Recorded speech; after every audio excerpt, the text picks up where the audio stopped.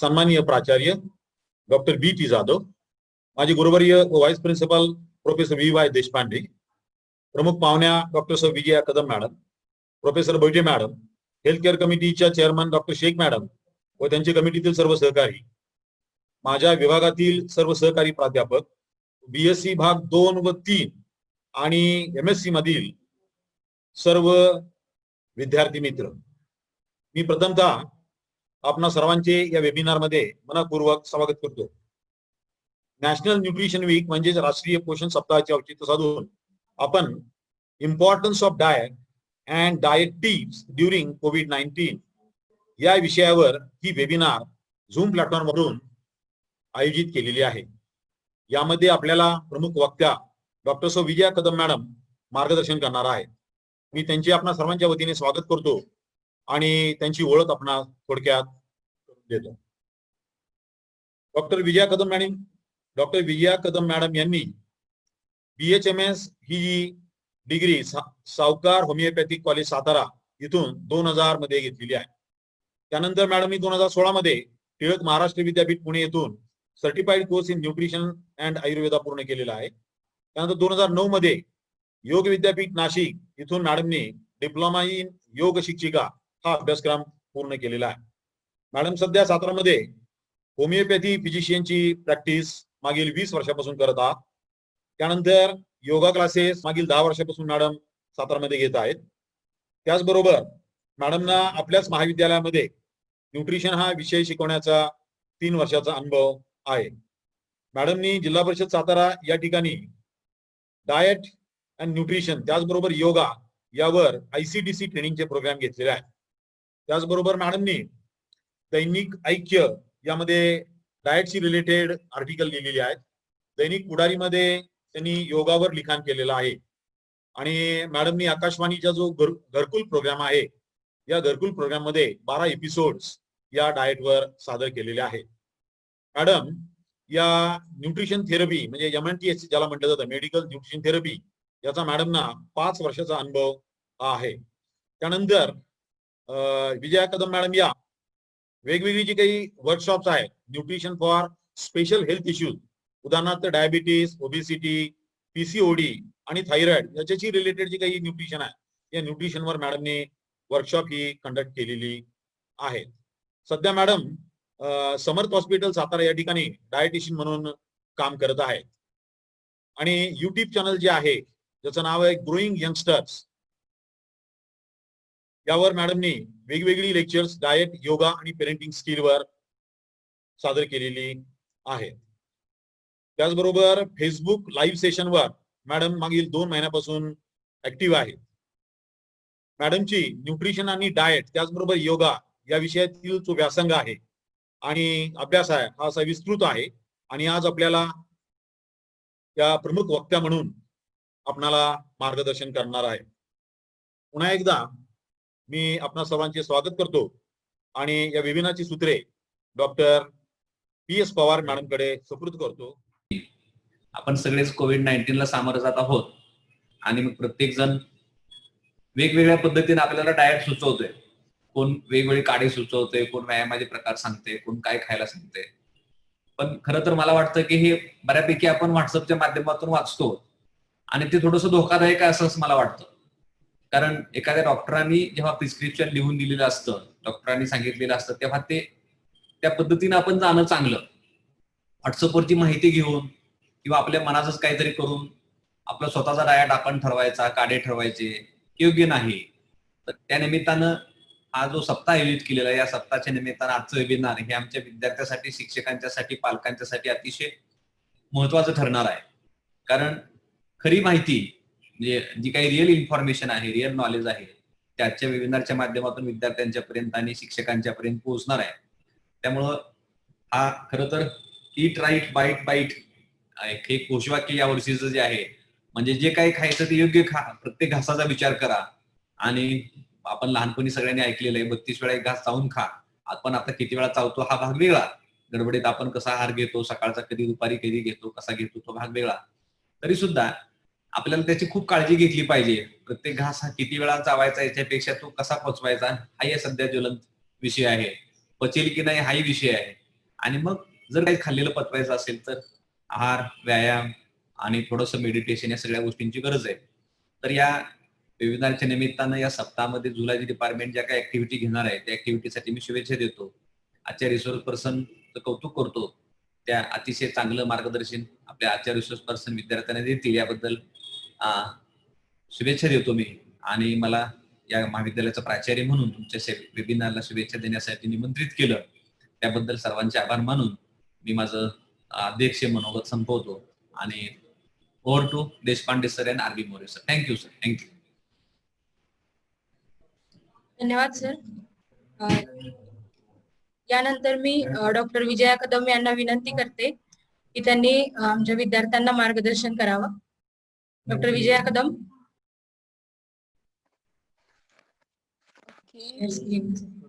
दिसते मी. ओके. आवाज येतोय माझा? ऐकू? आवाज येतोय? आवाज येतोय सगळ्यांना? Okay okay. Good morning to all. सगळ्यांना नमस्ते.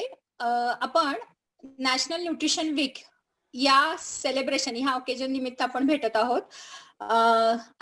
मी पहिल्यांदा सगळ्यांचे आभार मानते. Principal YCS college, vice principal YCS college आणि फॅकल्टी आणि झू डिपार्टमेंटचे पहिल्यांदा सगळ्यांचे आभार मानते.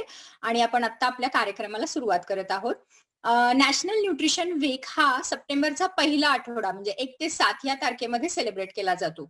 ह्या वर्षीचा 2020 सालीचा नॅशनल न्यूट्रिशन मंथ हा मार्च महिन्यात साजरा केला होता आणि त्याची थीम होती ईट राईट बाईट बाय बाईट. मी त्याचं पुढे आपल्याला जेव्हा वर्णनील आपण डाएटच्या बाबतीत बघणार आहोत त्याच्यामध्ये डिटेलिंग आपल्याला कळेलच.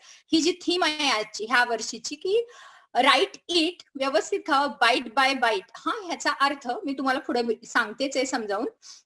थोडंसं शेअर स्क्रीन करताय? ओके. क्लिअर नाही येत. आवाज येतोय क्लिअर सगळ्यांना? ओके. आपण आत्ताच्या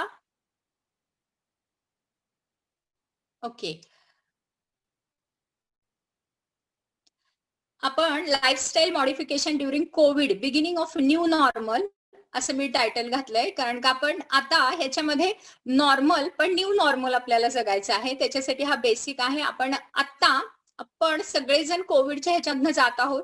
पॅन्डेमिक आहे, नुसता आपल्यापुरती नक्कीच नाहीये. तर 1 मिनिट सर, त्याच्यावरती होल्ड करा. ते 4-4 सेकंदाचं पुढे जात आहे. ओके.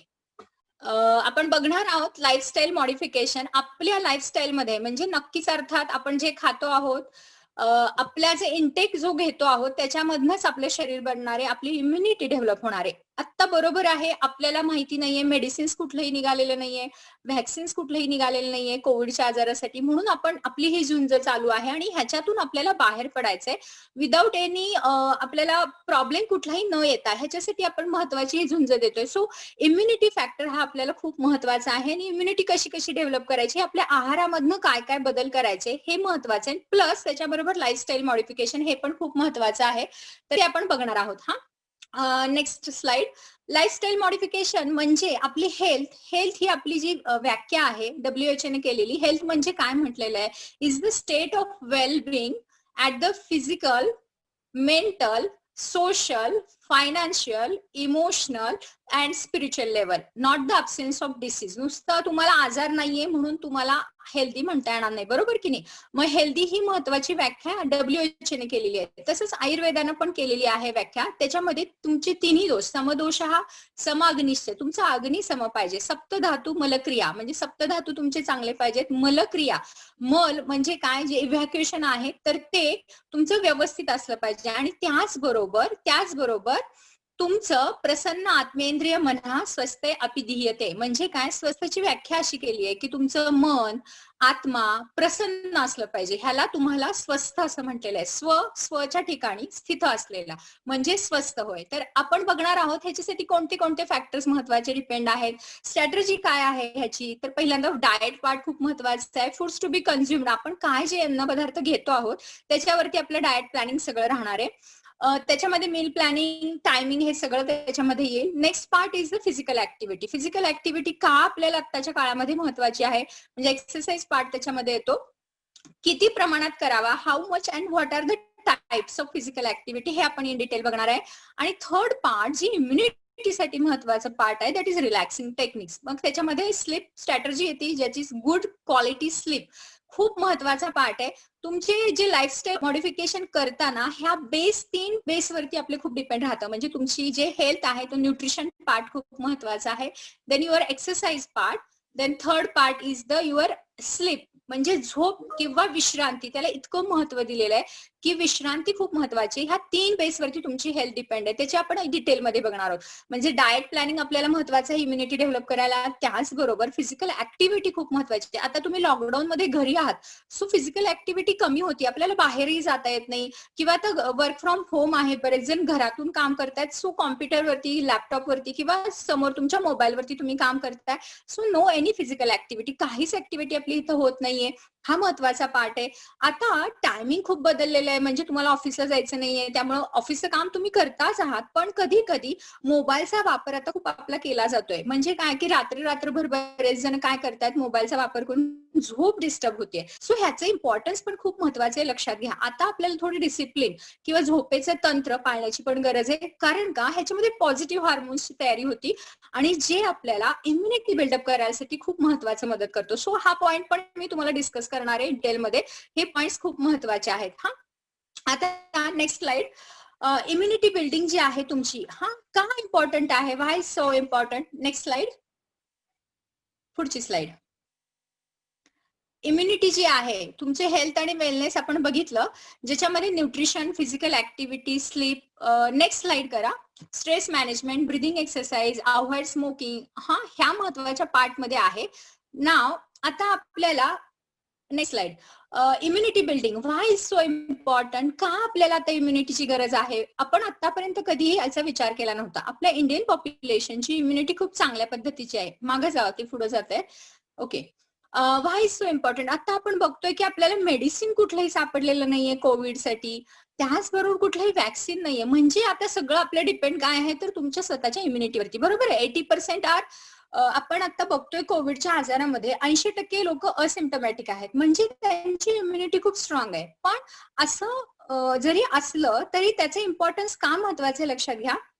त्या पर्सनला आजार नाही होते, त्या पर्सनला काही सिम्पटम्स दिसत नाहीत, पण तो घरी जाऊन जर तुमच्याकडे लहान मुलं असतील, मोठे वयोवृद्ध लोक असतील, घरामध्ये तो स्प्रेड करू शकतो, तो कॅरियर स्टेज होऊ शकतो. म्हणून आता ह्या गोष्टीचं खूप महत्वाचं ध्यान किंवा केंद्रित आपलं लक्ष झालं पाहिजे की मी बाहेरून जाऊन आल्यानंतर काय हायजीनचे पॉईंट जे सांगितले होते ते महत्वाचे पाळले गेले पाहिजे. काय इम्पॉर्टंट आहे, जरी मला काही सिम्पटम्स नसतील तरी सुद्धा मी कॅरियर होऊ शकतो, मी इतरांना स्प्रेड करू शकतो. ही खूप महत्वाची गोष्ट आहे. त्यामुळे ही महत्वाची गोष्ट इम्युनिटी बिल्डिंग साठी खूप महत्वाचे. ज्यांची कोमॉर्बिडिटी आहे, म्हणजे त्यांना कुठला तरी आजार आहे, त्यांना तुम्ही इझिली स्प्रेड करू शकता. सो आपली केअर, मास्क वापरणं, स्वच्छतेचे नियम हे सगळे फॉलो करणं गरजेचं आहे. Okay, how does the body building immunity. Immunity कशी तयार होती. 2 प्रकारची इम्युनिटी असतात आपल्या बॉडीमध्ये, इनेट इम्युनिटी आणि अक्वायर्ड इम्युनिटी. इनेट जी असते ती आपली बाय इनहेरिटल असते, म्हणजे इनहेरिटेड असते, इनहेरिटंट असते, की जन्मताच आपल्यामध्ये एक जेनेटिक पार्ट असतो ज्याच्यामध्ये आपल्याला इम्युनिटी कॅरी करून आलेला असतो. आणि अक्वायर्ड इम्युनिटी ही काय असते, जेव्हा कुठलंही आपल्याला इन्फेक्शन होतं तेव्हा त्याच्यानंतर ती डेव्हलप होती. मग तुमच्या अँटीबॉडीज तयार होणं, अगेन्स्ट व्हायरस असू देत, अगेन्स्ट बॅक्टेरिया असू देत, जे काही पॅथोजन तुमच्या बॉडीमध्ये जातात त्याच्यामध्ये अक्वायर्ड होती. किंवा आपण व्हॅक्सिन्स वापरतो ते सुद्धा अक्वायर्ड इम्युनिटी मध्येच येतात. म्हणजे आपण लहानपणी बघितलं असेल, लहान बाळांना आपण व्हॅक्सिनेशन करतो, त्याच्यामध्ये आपली इम्युनिटी ती डेव्हलप होती. म्हणजे एकदा तो आजार झाल्यानंतर अँटीबॉडीज तुमच्या बॉडीमध्ये आले तर पुन्हा कधीही इन्फेक्शन आलं तरी तुम्हाला पुन्हा इन्फेक्शन होतं. आणि आता ह्या काळाची गरज आहे की त्याचं व्हॅक्सिन्स वरती आता रिसर्चेस चालू आहेत, पण व्हॅक्सिन अजून आपल्याला सापडलेलं नाही. म्हणून आपल्याला रोल इथं खूप महत्वाचा आहे.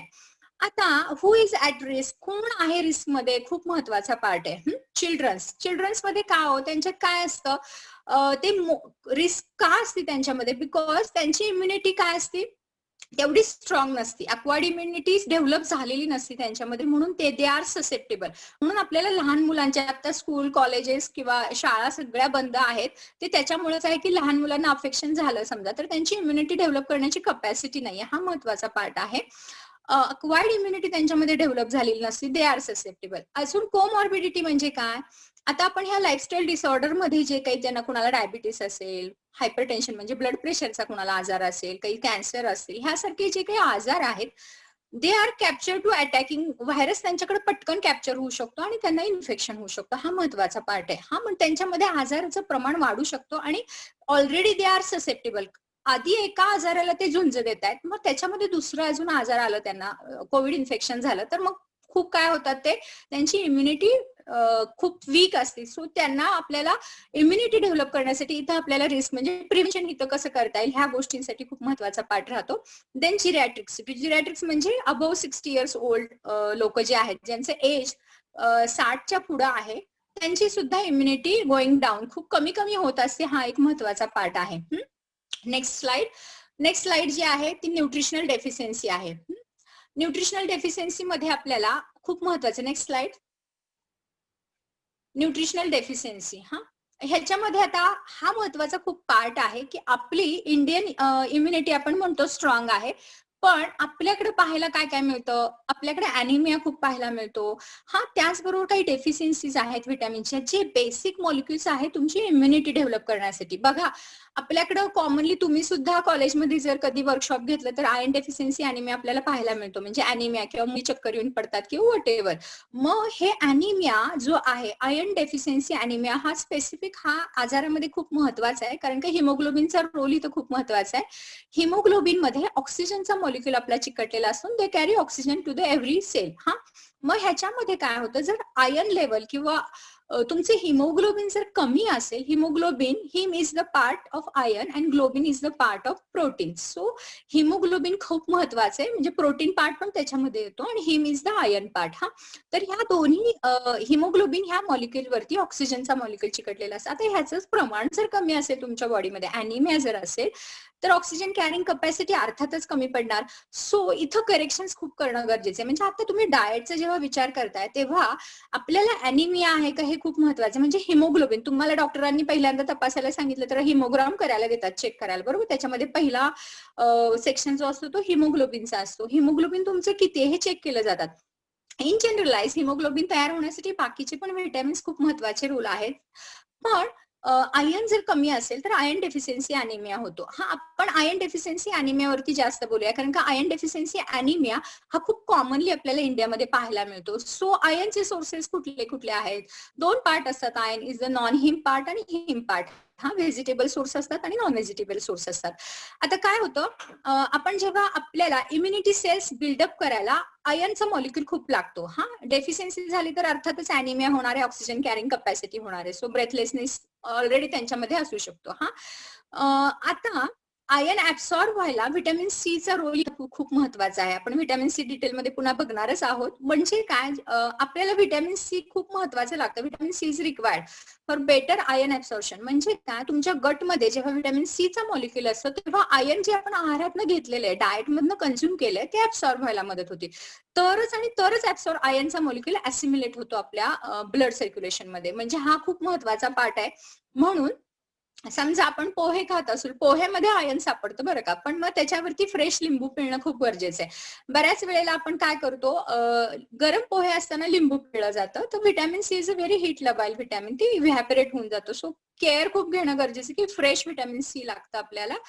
म्हणून मग तुम्ही जेवण करताना पोहे समजा खाताय तर त्याच्यावरती फ्रेश लिंबाची फोड घ्या, किंवा तुम्ही डाळ खाताय, डाळीमधनं पण खूप छानपैकी आयर्न मिळतं, तर त्याच्यामध्ये तुम्ही काही भाज्यांवरती लिंबू पिळून घेऊ शकता. कोशिंबिरी ज्याच्यामध्ये आहेत आयर्न सोर्सेस जे आहेत, त्याच्यामध्ये बीट आहे, गाजर आहे, त्यातनं तुम्हाला आयर्न मिळणार आहे. काही ड्रायफ्रुट्स आहेत त्याच्यामधनं तुम्हाला आयर्न मिळणार आहे. ब्लॅक रेझिन्स म्हणजे काळे मनुके आहेत, खजूर आहे, खारका आहे, तर ह्यांचा अंतर्भाव तुमच्या जेवणामध्ये ठेवा.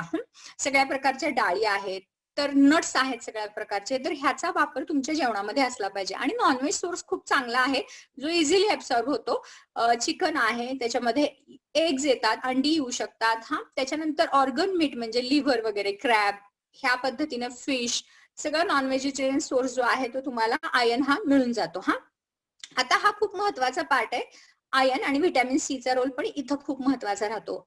किंवा अजून आयर्न डेफिशियन्सी अॅनिमिया आपल्याला डेव्हलप होऊ नये म्हणून गुळ सांगितला जातो. ऍक्च्युली गुळ जे बनवला जातो ऊसापासूनच बनवला जातो, पण साखरेत आयर्न नसतं आणि गुळामध्ये असते. तर ह्याचं महत्वाचं डिफरन्स लक्षात घ्या.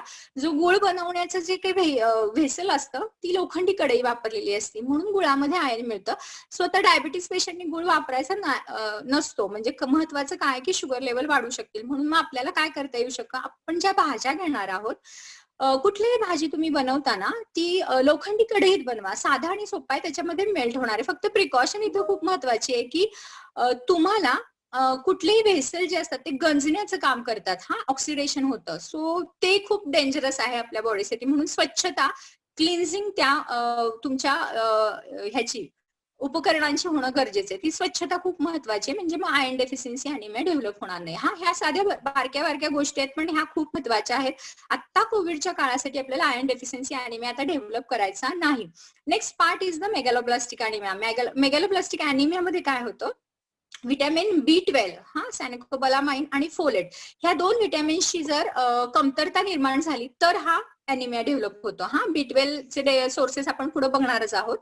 हे ह्या पद्धतीने डेव्हलप होतात. व्हिटॅमिन D3 डेफिशियन्सी आता खूप लोकांमध्ये पाहायला मिळते, सो ते पण खूप महत्वाचं आहे. आणि लास्ट अँड निग्लेक्टेड पार्ट जो आपल्या इंडियन्स लोकांमध्ये आहे, that is quality and quantity of proteins. मग अशी मी जसं सांगितलं हिमोग्लोबिन मध्ये haem and globin is the part of protein. आणि प्रोटीनचा रोल का महत्वाचा आहे बघा कोविडच्या काळामध्ये. इम्युनोग्लोबिन जे काही आपले तयार होतात ते प्रोटीन्स पासून तयार होतात. आणि आपला जो डाएट आपण पहिल्यापासून लहानपणापासून जो खात आलोय तो कार्बोहायड्रेट्स जास्त त्याच्यामध्ये आपण इन्क्लूड असतात, प्रोटीन्स खूप कमी असतात. साधारणपणे 1 ग्रॅम पर केजी पर वेट पर डे असं आपली रिक्वायरमेंट आहे. म्हणजे 60 जर किलो तुमचं वजन असेल तर 60 ग्रॅम्स पर डे एवढा इन्क्लूड करणं गरजेचं आहे. आणि तेवढे प्रोटीन्स आपले जात नाहीत. प्रोटीन्स खूप मॅटर करतात. आता प्रोटीन्स डिटेलमध्ये आपण बघणार आहोत. जवळजवळ 80% लोकांमध्ये प्रोटीन डेफिशियन्सी बघायला मिळते. बघा 80% लोकांमध्ये प्रोटीन डेफिशियन्सी पाहायला मिळते. आपण त्याच्यामध्ये जे व्हेजिटेरियन सोर्स आहेत, म्हणजे जे व्हेजिटेरियन लोक आहेत ज्यांचा आहार शाकाहार आहे आणि जे नॉन व्हेजिटेरियन आहेत त्याची बायोलॉजिकल व्हॅल्यू ही कम्प्लीट प्रोटीन्स असतात. आणि in vegetarian people's they are incomplete proteins. Incomplete proteins म्हणजे काय, कॉम्बिनेशन खूप महत्वाचे आहे. तर कॉम्बिनेशन वरती आपल्याला फोकस करणं गरजेचं आहे, तरच तर आणि तुमची क्वालिटी ऑफ प्रोटीन्स इम्प्रूव्ह होती. बायोलॉजिकल व्हॅल्यू जी आहे तर ती कॉम्बिनेशन ऑफ प्रोटीन्स म्हणजे काय, कॉम्बिनेशन म्हणजे काय, आपण डाळीचं आपण एखादी डाळ घेतली तर एक मधलं amino acid essential amino acid त्यातले लॅकिंग असतं ते दुसऱ्यात सापडतं. म्हणजे मग कॉम्बिनेशन आपल्याला काय करावं लागतं, भातात जे आहे किंवा राईस मध्ये जे आहे ते आपल्याला इतर डाळींमध्ये मिळतं. मग डाळ भात हे कॉम्बिनेशन चांगलं राहू शकतं, दही भात कॉम्बिनेशन चांगलं राहू शकतं. अशा कॉम्बिनेशन मध्ये आपल्याला फूड, आणि आपण आपल्या इंडियन स्टाईल मध्ये तशाच कॉम्बिनेशन मध्ये खातो. म्हणजे आपण काही नुसता कोरडा भात खात नाही, बरोबर की नाही. डाळ भात खिचडी ह्या कॉम्बिनेशन मध्ये खातो. प्लस आपल्या जेवणामध्ये दुधाचे पदार्थ ह्याच्यात खूप छानपैकी आपल्याला प्रोटीन्स मिळून जातात. व्हेज सोर्स मध्ये सगळ्या प्रकारच्या डाळी येतात पहा, पल्सेस. त्याच्यानंतर तुमचे सोयाबीनचे कंटेंट जे काय आहेत, सोयाबीन पासून बनवलेले पदार्थ ते येतात. नट्स येतात.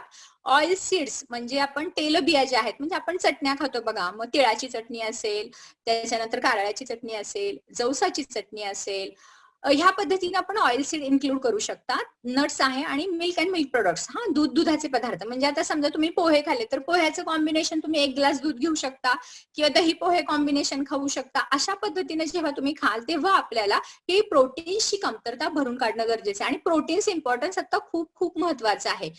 आता प्रोटीन्स आपले प्रत्येक मील मध्ये म्हणजे सकाळी ब्रेकफास्ट, देन दुपारी लंच आणि रात्रीचं डिनर ह्या तिन्ही ह्याच्यामध्ये येत आहेत का ह्याचा आपण जागरूकपणे ऑब्झर्वेशन करायचं, हे खूप महत्वाचं आहे. आपला फोकस काय असतो नेहमीच्या कार्बोहायड्रेट्स वरती असतो, नॉट ऑन प्रोटीन्स. प्रोटीन्स वरती आपला खूप कमी असतो. सो आता इम्प्रूव्ह करायचे आपले proteins in diet in every and each meal. प्रत्येक ह्याच्यामधले आपल्याला त्याच्यावरती कॉम्बिनेशन करायचे. फॉर एक्झाम्पल तुम्ही आता आलू पराठा खाल्ला, आलू पराठा आलू मध्ये काय आहे, तो कार्बोहायड्रेट्स आहेत. मग इथं तुम्ही चेंज करू शकता, दाल पराठा घेऊ शकता, पनीर पराठा घेऊ शकता. मी कॉम्बिनेशन सांगितलं, तुम्ही अजून त्याच्यामध्ये अजून ऍडिशनल घेऊ शकता. म्हणजे ह्या कॉम्बिनेशन मध्ये तुम्ही तुमच्या प्रोटीन्सची डेफिशियन्सी पार्ट जो आहे तो आपल्याला कव्हर करायचा आहे. आपण साध्या कोशिंबिरी करतो तर त्या दह्याबरोबर करा. आपल्याकडे रायते आहेत वेगवेगळ्या प्रकारचे, दह्याबरोबर खातो, तो कॉम्बिनेशन मिळेल. दुपारच्या जेवणामध्ये बटर मिल्क म्हणजे ताकाचा अंतर्भाव करा. डाळ तर आहेच कंपल्सरी, पण ताक पण इन्क्लूड करा. त्याचबरोबर दिवसभरामध्ये तुम्ही एक फिस्टफुल म्हणजे एक मूठभर तरी नट्स तुमचे गेले पाहिजे. मग ते शेंगदाणे असतील, काजू असतील, बदाम असतील, अक्रोड असतील, ह्या पद्धतीने तुम्ही इन्क्लूड करू शकता. Okay, next slide. ह्या पद्धतीने आपल्याला आपले न्यूट्रिशनल डेफिशियन्सी आपण कव्हर करू शकतो. हा मी मेजर पॉइंट्स घेतलेला आहे की कारण का डेफिशियन्सी असले तर undergoing you are in stress position. So stress आपल्याला काढायचा आहे ना. आता आपल्याला बघायचंय ह्या कोविडसाठी महत्वाचं फूड्स फॉर इम्युनिटी, म्हणजे आपली इम्युनिटी डेव्हलप कोणत्या कोणत्या फूड्स मधनं आपल्याला डेव्हलप करता येईल. तर त्याच्यामध्ये जे फायटोकेमिकल्स, त्याचा रोल खूप महत्वाचा राहतो. फायटोकेमिकल्स हे जे असतं ते फक्त प्लांट बेस्ड सोर्स मध्ये असतं, म्हणजे प्लांट्स मध्ये असतात फायटोकेमिकल्स. अॅनिमल फूड मध्ये फायटोकेमिकल्स आपल्याला बघायला मिळत नाहीत. सो आत्ताच्या कोविडच्या काळामध्ये काय केलं जातं, recommended vegetarian food, not the animal food. हा, पण अॅनिमल फूड मध्ये आपल्याला कशासाठी, प्रोटीन डेफिशियन्सीसाठी आपण कव्हर करणार आहोत. अँटीबॉडीज प्रिपरेशनसाठी आपल्याला प्रोटीनची गरज आहे. पण आता फायटोकेमिकल्सचा रोल खूप महत्वाचा आहे. लक्षात घ्या, जे फाईट करायचे केमिकल्स आहेत प्लांट्स मधले, त्यांची इम्युनिटी डेव्हलप करण्यासाठी त्यांच्यामध्ये फायटोकेमिकल्स असतात. सो फायटोकेमिकल्सचा रोल खूप खूप महत्वाचा आहे, जो आपल्याला इम्युनिटी डेव्हलप करतात. जे जे मल्टिपल कलर्स आहेत ते सगळे फायटोकेमिकल्स येतात प्रत्येक भाज्यांमधले. हा, नेक्स्ट इज द प्रीबायोटिक. प्रीबायोटिकचा रोल खूप महत्वाचा आहे. देन प्रोबायोटिक्स खूप महत्वाचे आहेत, व्हिटॅमिन्स खूप महत्वाचे आहेत, मिनरल्स खूप महत्वाचे आहेत, ओमेगा 3 फॅटी ऍसिड्स किंवा शॉर्ट चेन फॅटी ऍसिड्स हे सुद्धा खूप महत्वाचे आहेत for the building of your immunity. Immunity वाढवण्यासाठी आपल्याला ह्या सगळ्या फूड, आता आपण डिटेलमध्ये त्याचं बघणार आहोत पुढच्या नेक्स्ट स्लाइड, की ज्याच्यामध्ये आपल्याला डिटेल बघायचंय. हा, नेक्स्ट स्लाइड.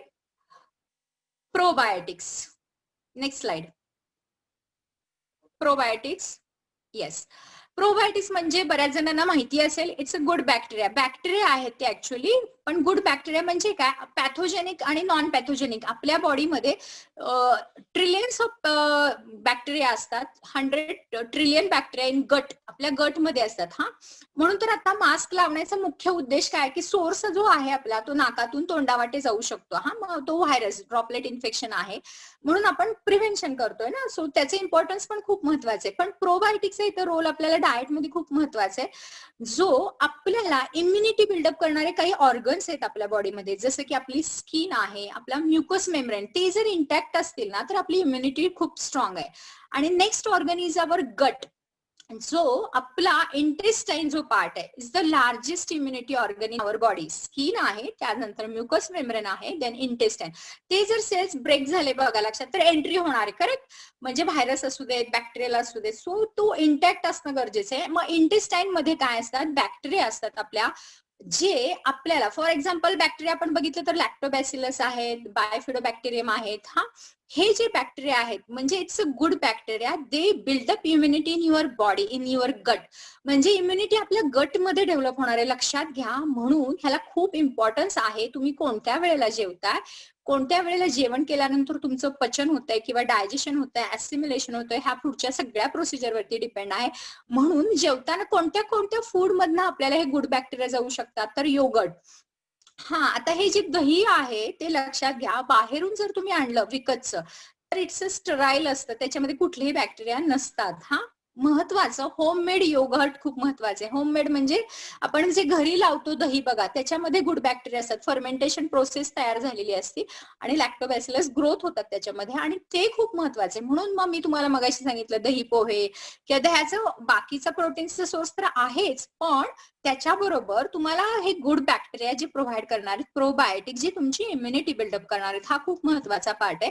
म्हणून योगर्ट किंवा दही तुमच्या जेवणामध्ये असलं पाहिजे. आता दही काही काही पचत नाहीये, मग आपण त्याच्यातला पुढचा dilute form, that is butter milk, म्हणजे ताजं ताक तुम्ही तुमच्या जेवणामध्ये इन्क्लूड करा.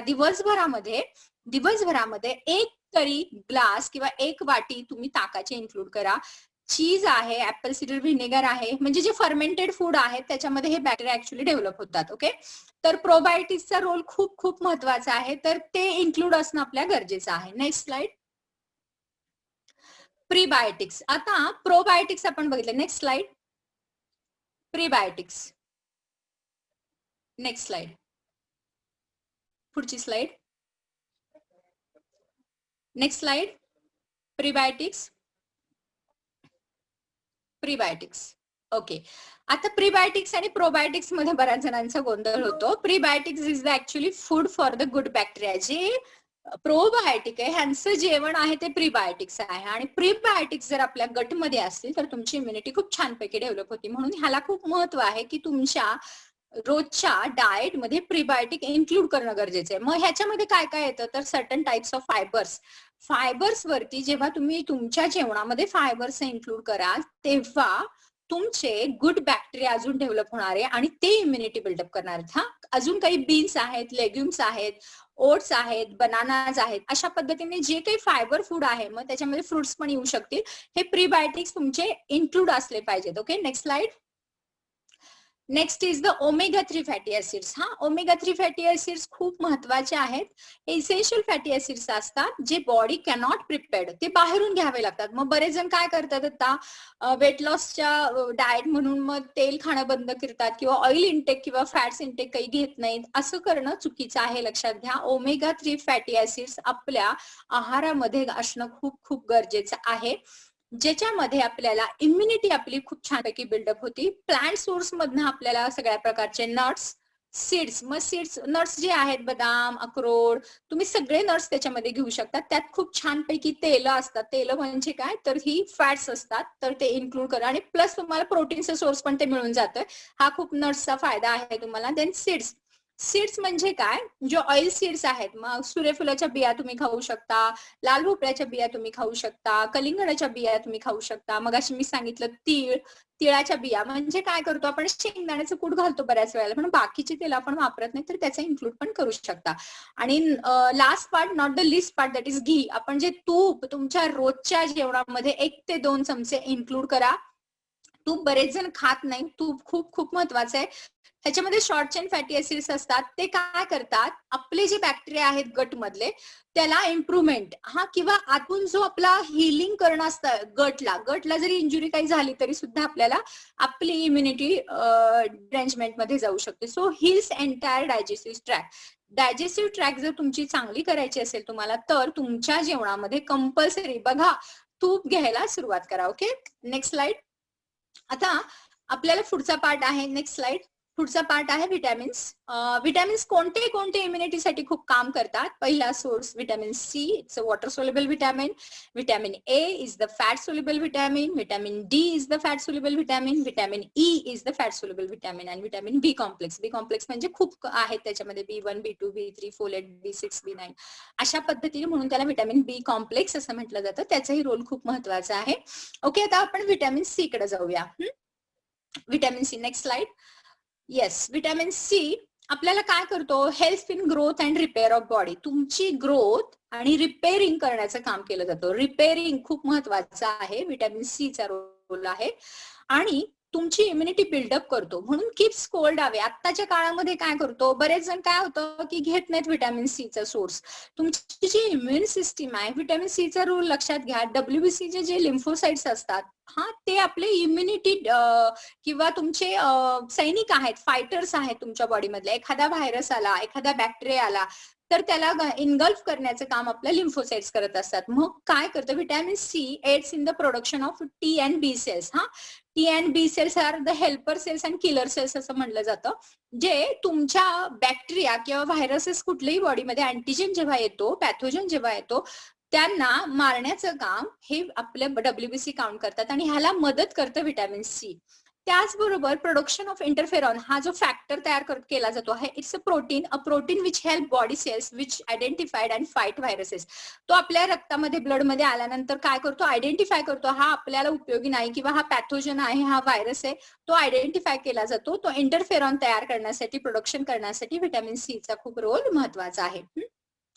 विटॅमिन सी चे सोर्सेस अर्थातच तुम्हाला सगळ्यांना माहिती आहेत. विटॅमिन सी आपल्याला सगळ्यामध्ये citrus fruit, next slide, citrus fruit मधनं मिळतं, ज्याच्यामध्ये आपल्याला खूप महत्वाचा रोल राहतो. Next slide. सायट्रस फ्रुट्स म्हणजे सगळे जे आंबट वर्गातली फळं आहेत, मग तुमचा संत्री असतील, मोसंबी असेल, नेक्स्ट स्लाइड, संत्री असेल, मोसंबी असेल, किवी असेल, त्याचबरोबर आवळा आहे आपला, बोरं आहे, पेरू आहे, याच्यामध्ये विटॅमिन सी खूप अबंडंट प्रमाणामध्ये मिळतं आपल्याला. त्याचबरोबर काही भाज्यांमध्ये सुद्धा आपल्याला व्हिटॅमिन सी मिळतं, जसे की बेल पेपर म्हणजे आपली ढब्बू मिरची आहे, red bell pepper, green pepper, yellow pepper, त्या अवेलेबल आहेत मार्केटमध्ये. ब्रोकोली किंवा कॉलीफ्लॉवर, कॅबेज, ह्याच्यामधनं सुद्धा आपल्याला व्हिटॅमिन सी अबंडंट प्रमाणामध्ये मिळतं. सो व्हिटॅमिन सी एक महत्वाचा रोल आहे की जो आपण आयर्न डेफिशियन्सी अॅनिमियामध्ये पण पाहिला. Vitamin C is the heat labile vitamin. म्हणजे काय? It's a water soluble vitamin. Vitamin C हा आपल्याला रोजच्या रोज घेणं गरजेचं आहे. हे प्रिकॉशन खूप महत्वाचे आहे. ऍज अ डायटिशियन म्हणून मी तुम्हाला सांगते, व्हिटॅमिन सी बॉडी कन्झ्युम करून ठेवत नाही. म्हणजे B12 असतं ते कन्झ्युम करते लिव्हरमध्ये, मसल्समध्ये. व्हिटॅमिन डी कन्झ्युम केलं जातं, पण व्हिटॅमिन सी जे आहे ते तुम्हाला रोजच्या डाएटमध्ये इन्क्लूड करावं लागतं. मग काय करू शकता? तुमची जेवणात लिंबाची ताजी फोड तुम्ही घेऊ शकता, किंवा लिंबू पाणी तुम्ही जेवल्यानंतर घेऊ शकता. ही जी आंबट फळं जी सांगितली ती दिवसातनं एकदा तुम्ही घेऊ शकता, काही हरकत नाही. ह्याच्यामधनं आपल्याला व्हिटॅमिन सी मिळणार आहे, भाज्यांमधनं मिळणार आहे. सो कॉम्बिनेशन खूप महत्वाचं आहे, लक्षात घ्या. सो आतापासून आता रोजच्या जेवणामध्ये लिंबू हे सगळ्यांना परवडणारं किंवा रोज अवेलेबल असणारं फळ आहे, तर ते तुम्ही इन्क्लूड करू शकता. Okay, next slide. Next is the vitamin A. Vitamin A चा रोल खूप महत्वाचा आहे, जो आपल्याला इम्युनिटी म्हणजे मगाशी मी तुम्हाला सांगितलं, आपला जो इम्युन ऑर्गन आहे that is skin and your mucous membrane, ह्याचे सेल्स रिपेअरिंग करण्यासाठी व्हिटॅमिन ए खूप महत्वाचा लागतो. Vitamin A, next slide. तर आपल्याला व्हिटॅमिन ए चा रोल खूप महत्वाचं करणं गरजेचं आहे. तर हा आपल्याला व्हिटॅमिन ए इम्युनिटी बिल्डअप साठी खूप खूप मदत होती. ऍक्च्युली व्हिटॅमिन ए हा नॉन व्हेजिटेरियन म्हणजे नॉन व्हेजिटेरियन फॉर्म मध्ये रेटिनॉल म्हटलं जातं, तो फॉर्म अवेलेबल असतो. पण व्हेजिटेरियन सोर्स मध्ये ऍक्च्युअली व्हिटॅमिन ए नसतो, पण त्याचा precursor that is beta carotene हा अवेलेबल असतो. आणि बीटा कॅरोटीन जेव्हा बॉडीमध्ये जातो तेव्हा आपलं लिव्हर व्हिटॅमिन ए मध्ये कन्वर्ट करतो. सो व्हेजिटेरियन लोकांना घाबरण्याचं काहीच कारण नाही. व्हिटॅमिन ए चा जे सोर्सेस आहेत म्हणजे जेवढे डार्क रंगाचे आहेत, मग बीटरूट असेल, गाजर असेल, त्याचबरोबर येलो फ्रुट्स म्हणजे पिवळ्या रंगाची जी फळं आहेत, जसे की पपई आहे, आंबा आहे, ऑरेंजेस आहेत, ह्याच्यातनं तुम्हाला छानपैकी मिळून जातं. हा स्वीट पोटॅटो आहे, डार्क अँड ग्रीन व्हेजिटेबल, जेवढे डार्क रंगाचं आहे ना तेवढे तुमच्या इन्क्लूड असलं पाहिजे. म्हणजे पालेभाज्यांचं इन्क्लूड करा तुमच्या जेवणामध्ये, मग आपल्याला व्हिटॅमिन ए मिळणार आहे. Next slide. ज्याच्यामध्ये नॉन व्हेजिटेरियन सोर्स मध्ये तर सगळ्यात अवेलेबल आहे व्हिटॅमिन ए. एग योक मध्ये आहे, चिकन मध्ये आहे, लिव्हर मध्ये आहे, त्यामुळे तो सोर्स तुम्हाला मिळून जाणार आहे. हा, vitamin A is the also the fat soluble vitamin. So fats तुमच्या आहारात घेणं खूप गरजेचं आहे. म्हणून मी तूप सांगितलं तुम्हाला घ्यायला, बरोबर. जेवताना 1 चमचा तूप घ्या. जेव्हा फॅटचा मॉलिक्यूल तिथं अवेलेबल असेल तेव्हाच फॅट सोल्युबल व्हिटॅमिन हे डिझॉल्व्ह होणार आहे आणि तुमच्या ब्लड सर्क्युलेशन मध्ये येणार आहे. Next slide. हा महत्वाचा पार्ट आहे व्हिटॅमिन ए साठीचा. हा, next part is the vitamin D. Next slide. Vitamin D. Vitamin D, next slide. आता व्हिटॅमिन डी चा रोल खूप खूप महत्वाचा आहे, लक्षात घ्या. व्हिटॅमिन डी तुमची इम्युनिटी बिल्ड करण्यासाठी आपल्याला खूप स्क्रीन शेअर हे झाली आहे. व्हिटॅमिन डी चा सोर्स आहे सन एक्सपोजर. सन एक्सपोजर म्हणजे काय? सूर्यप्रकाशामध्ये आपली स्किन एक्सपोजर झाली पाहिजे, 70% स्किन एक्सपोजर झाली पाहिजे. आपल्या इंडियन स्किनसाठी आपल्याला साधारणपणे 20 मिनिटापासून, म्हणजे ज्यांची जास्त डार्क रंगाची स्किन आहे त्यांना 40 मिनिटापर्यंत आपल्याला सूर्यप्रकाशामध्ये राहणं गरजेचं आहे. हा, व्हिटॅमिन डी हा सोर्स आपल्याला फ्री मध्ये मिळून जातो, कारण का बाकीचे जे सोर्सेस आहेत ते लिमिटेड, खूप सोर्सेस कमी आहेत, त्यातनं आपल्याला व्हिटॅमिन डी मिळत नाही. म्हणून आपल्याला कधी कधी व्हिटॅमिन डी सप्लिमेंटरी फॉर्मच्या डॉक्टर देताना तुम्हाला दिसतात, ते सप्लिमेंटरी फॉर्म मध्ये आपण घेत असतो. तर व्हिटॅमिन डी चा खूप रोल महत्वाचा आहे. आता व्हिटॅमिन डी चे अजून फूड सोर्सेस आहेत, ज्याच्यामध्ये एग योक म्हणजे पिवळं बलक जे आहे अंड्यातलं, त्याच्यानंतर सॉल्ट वॉटर फिश आहे, फोर्टिफाईड फूड विथ व्हिटॅमिन्स आणि सप्लिमेंट्स, त्याचा रोल खूप महत्वाचा राहतो. तर सप्लिमेंट खूप महत्वाची आहेत. तर सप्लिमेंट तुमची जेवणामध्ये असली पाहिजेत. तुमचे डॉक्टर तुम्हाला ते प्रिस्क्राईब करतील, त्याचा डोस असतो, त्या पद्धतीने आपल्याला घेणं गरजेचं आहे. Okay, next slide. Sunlight source सांगितले, कॉड लिव्हर ऑइल आहे, त्याच्यानंतर फिश आहेत वेगवेगळ्या प्रकारचे, मशरूम्स मध्ये मिळतं, रॉ मिल्क मध्ये सुद्धा तुम्हाला मिळून जाऊ शकतं. तर रॉ मिल्क मधनं आपल्याला ह्या पद्धतीने आपल्याला इंटेक मध्ये आपला असणं. रॉ मिल्क आपण घेऊ शकत नाही आताच्या काळामध्ये, कारण का पॉसिबल पण नाही. आता आपल्याला दूध येतं, म्हणजे ज्यांच्याकडे घरी आहे पॉसिबल आहे त्यांना होऊ शकतं, पण हे आताच्या काळामध्ये. त्यामुळे व्हिटॅमिन डी आपल्याला फूड सोर्स मध्ये खूप कमी अवेलेबल होतं. म्हणून पूर्वीच्या काळामध्ये आता काय झालंय, उन्ह पण मिळत नाहीत. म्हणजे काय, अंगावरती उन्ह पण पडत नाहीत.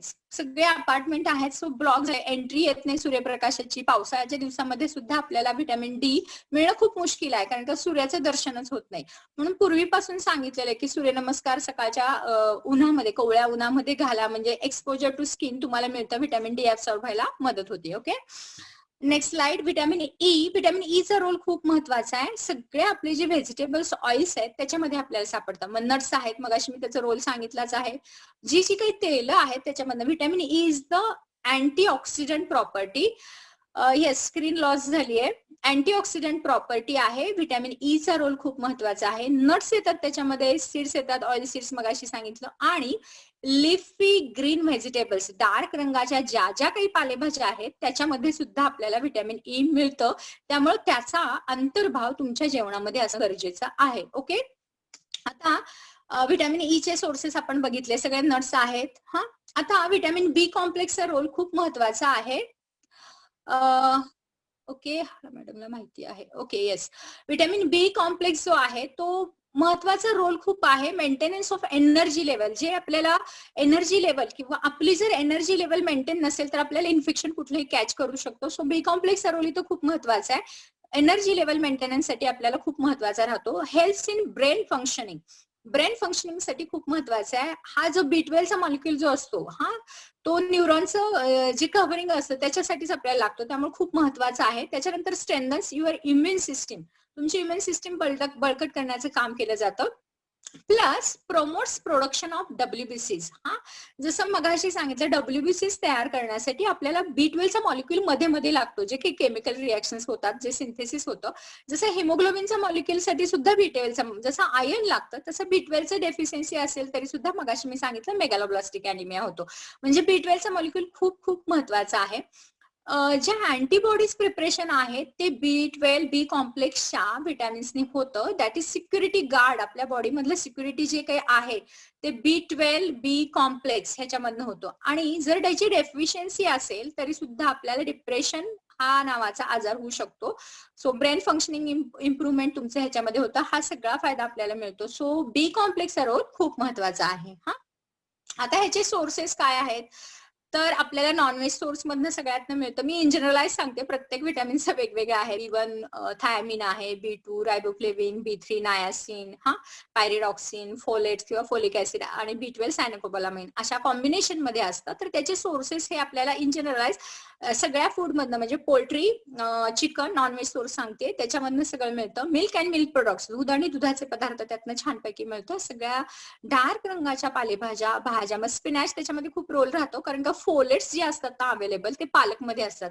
पुन्हा लक्षात घ्या, फोलेट जे आहे तो it's water soluble vitamin, also heat labile vitamin. Heat labile म्हणजे तुम्ही पालकची भाजी बनवली त्यातलं इव्हॅपोरेट होतं, निघून जातं. सो मग हे प्रिझर्व कसं करायचं, तर तुम्ही पालकची सब्जी जी आहे ती आयदर कच्ची घेऊ शकता, किंवा पालक तुमचा जो आहे तो ऍज अ सॅलड किंवा रायत्याच्या फॉर्ममध्ये घेऊ शकता. पालक पचडी खाऊ शकता, म्हणजे तुम्हाला मी पालक स्मूदी, काही काही आवडत नाही पण पचडी खूप छान लागते, तर तुम्ही ते इन्क्लूड करू शकता तुमच्या जेवणामध्ये. Okay, next part is the minerals part, that is zinc part. Zinc part महत्वाचा आहे. अँटीऑक्सिडंट प्रॉपर्टी आहे, जे डार्क मीट मध्ये मिळतं, नट्स मध्ये मिळतं, होल ग्रेन्स वरच्या कोटिंग सकट कोंड्यासहित जे खाणं महत्वाचं आहे, आणि बीन्स मधनं आपल्याला झिंक मिळतं. झिंक सुद्धा खूप महत्वाचं आहे, जास्त झालेलं सुद्धा चालत नाही, तर त्याचं इन्क्लूड म्हणजे आपल्याला सप्लिमेंटरी घ्यायची गरज नाही. ऍक्च्युअली डाएट मधनं रिकमेंड तुम्ही जेवढं इंटेक मधनं सोर्सेस मधनं घ्याल तेवढं झिंक तुमचं अँटीऑक्सिडंट प्रॉपर्टी काम करतं. हा खूप महत्वाचा रोल आहे. आता नेक्स्ट स्लाइड तुम्हाला दिसत नाही सगळ्यांना. इम्युनिटी बुस्टर फूड जे आहे, ज्याच्यामध्ये थोडंसं शेअर स्क्रीन करा म्हणजे मग सगळ्यांना कळेल. ज्याच्यामध्ये गार्लिक म्हणजे लसणाचा रोल खूप खूप महत्वाचा आहे. स्क्रीन रेकॉर्ड वेगळं होतंय, स्क्रीन शेअर झाली नाहीये सर. हा, तर ह्याच्यामध्ये गार्लिकचा रोल खूप महत्वाचा आहे, ज्याच्यामध्ये ॲलिसिन नावाचं जे पिगमेंट आहे, मगाशी जे मी तुम्हाला फायटोकेमिकल सांगत होते तसं गार्लिक मध्ये हे फायटोकेमिकल आहे, जे पिगमेंट आहे किंवा अल्कलॉइड जे आहे, तर ते खूप महत्वाचं आहे इम्युनिटी बूस्टअप साठी. म्हणजे तुमच्या आहारामध्ये तुमचं गार्लिक किंवा लसूण खूप महत्वाचं आहे.